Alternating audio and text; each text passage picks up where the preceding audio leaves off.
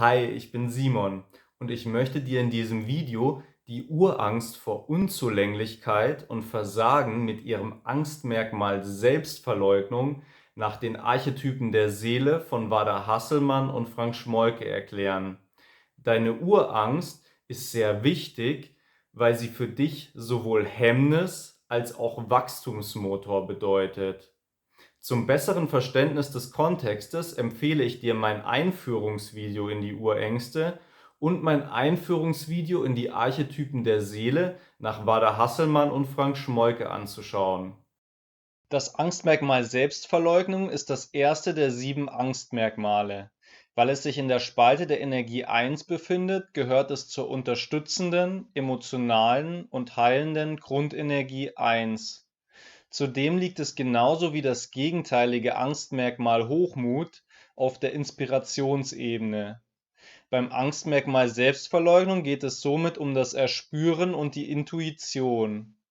Alle Archetypen der Energie 1, 2 und 3 sind weiblich und somit ist auch dieses Angstmerkmal der weiblichen Dualität zugeordnet. Ich habe das Video wie folgt gegliedert. Zunächst werde ich Fakten zum Angstmerkmal Selbstverleugnung erläutern. Danach werde ich auf die Pole, das befreite Potenzial und die 3 häufigsten Untertypen eingehen. Zum Abschluss werde ich die 6 Kombinationen der Hauptangst Selbstverleugnung mit den Nebenängsten zusammenfassen.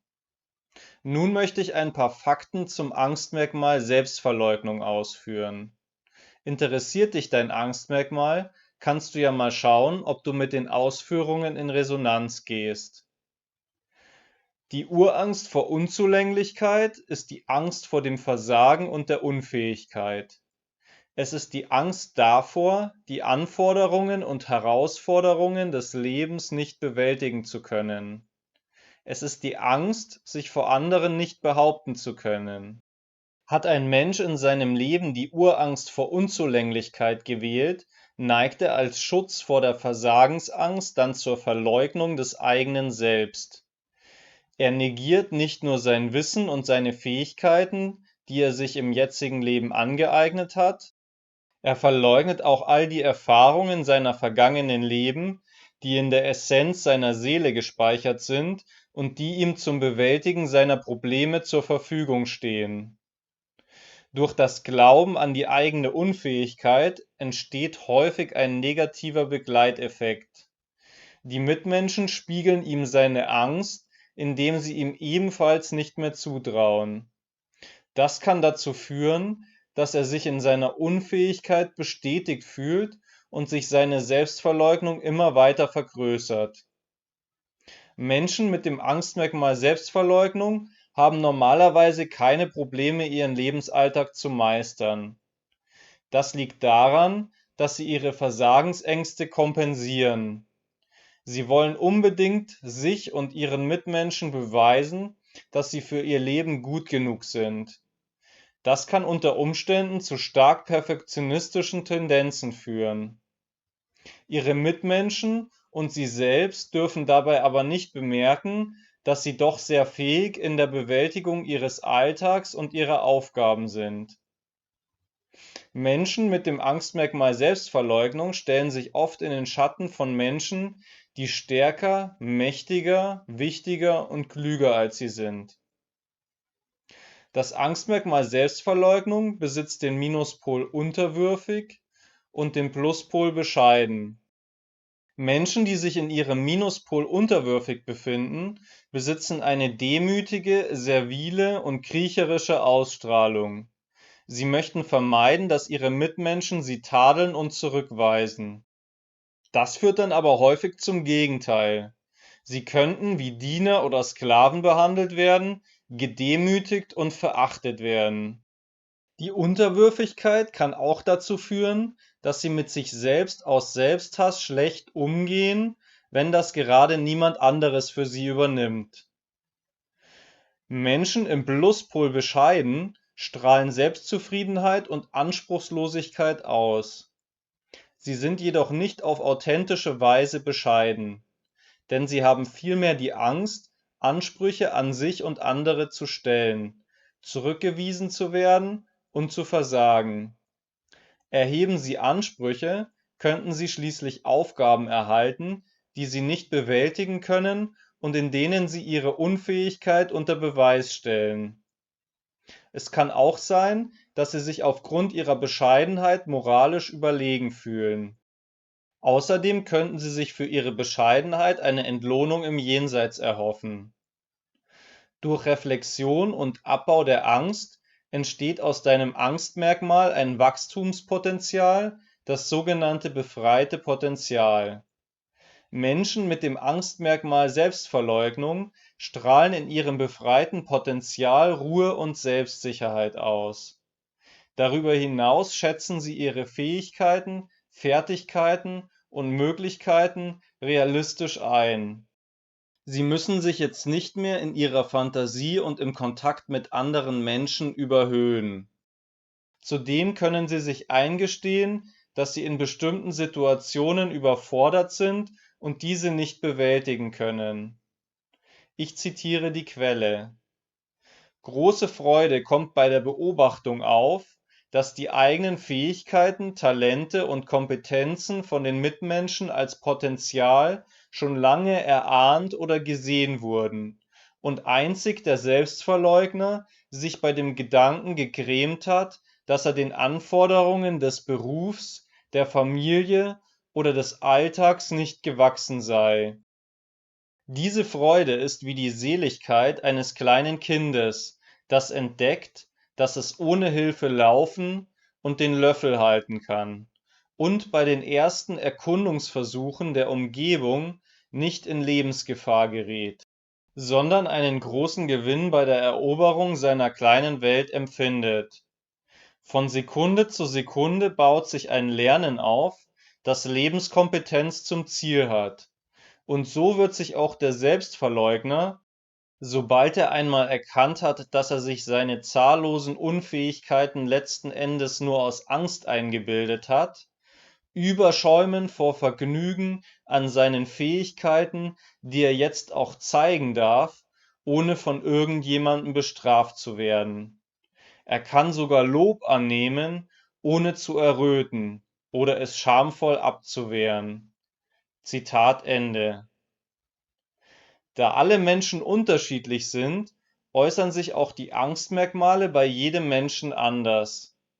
Wenn du beispielsweise extrovertiert bist, wird sich die Selbstverleugnung bei dir anders auswirken als bei einer introvertierten Persönlichkeit. Die unterschiedlichen Ausprägungsformen der Selbstverleugnung können systematisiert und zu Untertypen zusammengefasst werden. Im Folgenden werde ich dir die häufigsten Untertypen des Angstmerkmals Selbstverleugnung erläutern. Sie heißen Mauerblümchen, gute Seele und fleißiges Lieschen. Fangen wir einmal mit dem Mauerblümchen an. Das Mauerblümchen ist schüchtern, traut sich nichts zu und hat Angst davor, sich zu zeigen. Deswegen hält es sich bedeckt und stellt sich in den Hintergrund. Zudem versucht es auch auf andere möglichst unscheinbar und unattraktiv zu wirken. Die Mitmenschen übergehen das Mauerblümchen auf die gleiche Weise. Die Probleme liegen in der Selbstwahrnehmung und der eigenen Spiegelung. Denn das Mauerblümchen traut sich nicht, sich selbst wahrzunehmen. Es versteckt seine Fähigkeiten und Talente tief in sich selbst und zeigt sie nur sehr wenigen ausgewählten Menschen. Das Mauerblümchen träumt davon, irgendwann einmal von anderen entdeckt zu werden. Mögliche Erkennungsmerkmale eines Mauerblümchens sind eine leise Stimme und eine brave und zusammengezogene Körperhaltung. Außerdem begibt es sich häufig in den Hintergrund. Stark problematische Ausprägungen des Mauerblümchens sind ein extremer Rückzug, das Leben in einer Einsiedelei und Wahnvorstellungen. Der zweite Untertyp des Angstmerkmals Selbstverleugnung ist die gute Seele. Die gute Seele hat Angst vor der Konfrontation mit den Schattenseiten des Lebens und verhält sich deswegen möglichst gut.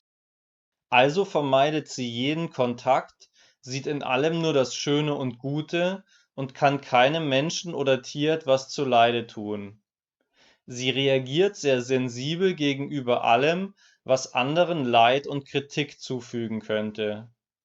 Die gute Seele empfindet ein starkes Gefühl der Unfähigkeit, sich zu behaupten, sich zu wehren und für die eigenen Belange einzustehen. Darüber hinaus traut sie sich selbst nicht zu, sich anders als unglaublich liebenswert und gut zu verhalten. Tief in sich selbst hat sie starke Aggressionen aufgestaut, die ein Gewaltpotenzial enthalten. Mögliche Erkennungsmerkmale einer guten Seele sind ihre Kindlichkeit, Weichheit, Verletzlichkeit, politische Korrektheit und ein nahezu chronisches Lächeln. Sie überschüttet andere mit Lob und Güte. Eine stark problematische Ausprägung der guten Seele ist der Missbrauch und die Abhängigkeit von Beruhigungsmitteln. Auch Selbstbestrafungsakte wären möglich. Zudem könnte sie eine große Angst empfinden, andere zu verletzen. Diese kann zu zwanghaften Handlungen führen. Der dritte Untertyp des Angstmerkmals Selbstverleugnung ist das fleißige Lieschen. Das fleißige Lieschen versucht seine Angst vor Unfähigkeit zu überwinden, indem es unermüdlich und selbstlos arbeitet. Es glaubt, dass es alle Herausforderungen meistern kann. Im Zuge dessen hat es wenig Interesse an Privatleben, Vergnügungen, Freizeit und Entspannung. Das fleißige Lieschen neigt aufgrund seiner Angst vor dem Versagen zu einem starken Perfektionismus. Es bleibt mit seiner Arbeit gerne im Verborgenen. Die Mitmenschen bemerken unter Umständen also nicht mal die Resultate seines Schaffens. Das fleißige Lieschen könnte sich wundern, warum es keine Anerkennung für seine Leistung erhält. Außerdem kann es sowohl Lob als auch Tadel schlecht vertragen.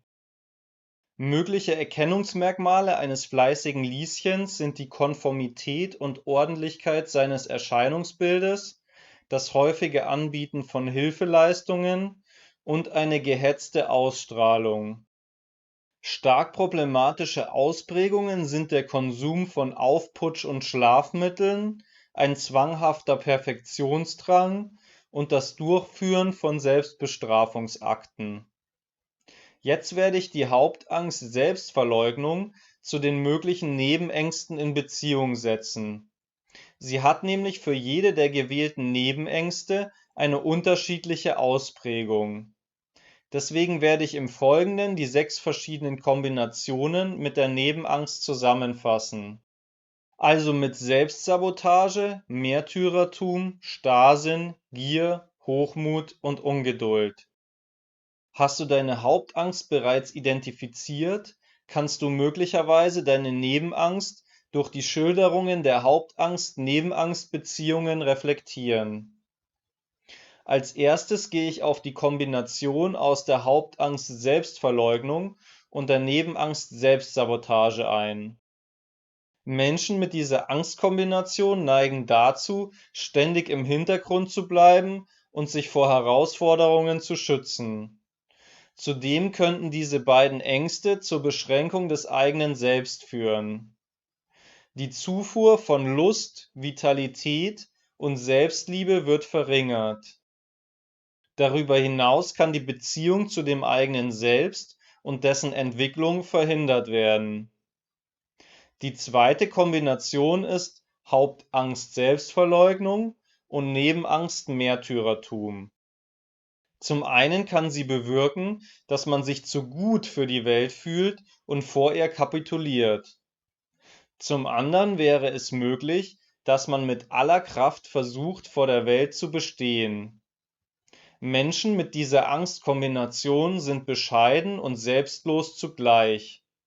Dadurch wird vermutlich die Entfaltung und Entwicklung des Selbst gehemmt oder verhindert. Die dritte Kombination ist Hauptangst Selbstverleugnung und Nebenangst Starrsinn. Menschen mit dieser Angstkombination haben die Vorstellung, unfähig zu sein und wollen ihre Leistungen, Fähigkeiten und Kompetenzen nicht offen zeigen. Der Starrsinn führt dazu, dass sie krampfhaft an ihrem Selbstbild festhalten.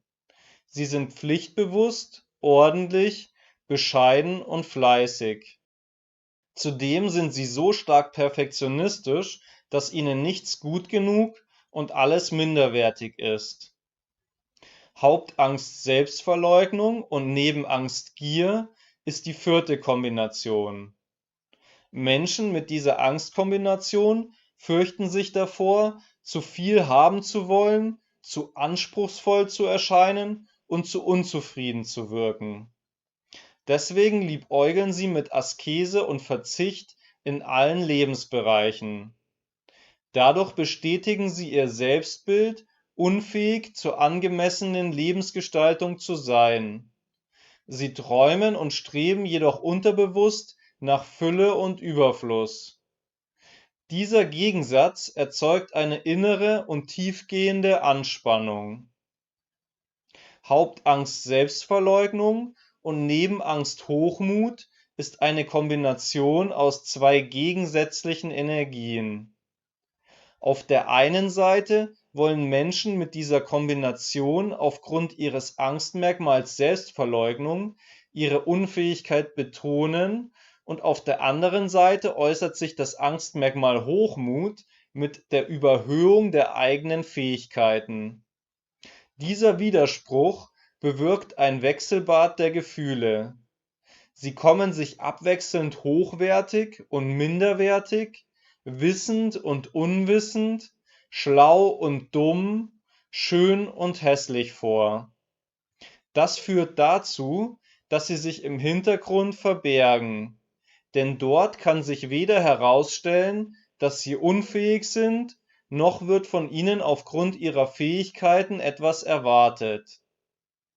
Ein weiteres Problem ist, dass sie ihre eigenen Fähigkeiten und Fertigkeiten nicht realistisch einschätzen können. Die letzte Hauptangst-Nebenangst-Kombination besteht aus Selbstverleugnung und Ungeduld. Menschen mit dieser Kombination wenden vermutlich den Zeitdruck und ihr Streben nach Verbesserung und Effizienz gegen sich selbst. Das bedeutet, dass sie sich keine Fehler durchgehen lassen und chronisch mit ihrer Leistung unzufrieden sind. Sie setzen sich immer weiter herab und werden deswegen auf Dauer unzufriedener mit sich selbst. Darüber hinaus suchen sie eventuell auch Mängel bei ihren Mitmenschen und prangern diese an.